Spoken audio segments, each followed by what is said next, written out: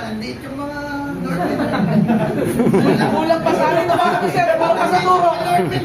Very secret daw, very secret. Tulog lang mo.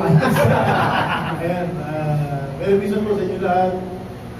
Kami po sa Hammer Nights. Dito pa rin kami. Diyan pa rin kayo.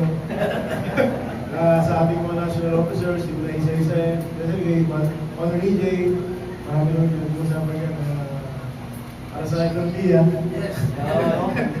Ayan, basta ano lang, basta tama tayo, pag-may tayo. Pag mali, alam kayo po sila kayo, pero depends. Dapat yung maintindihan natin sa Hammer Nights, sa Nights of Metro Manila, huwag mo na muna respeto. Yes. Kung bumayero ka sa ano, nakakamilawa sa akin.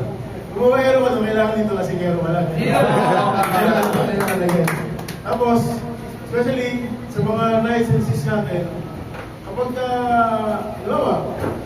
asawa rin siya, siyempre, kung paano namin kayo nire-respeto, kailangan siyempre nire-respeto namin kung asawa niya. Yun! Kasi naman, first things first, kapasok niya rito, sis na rin yung partner.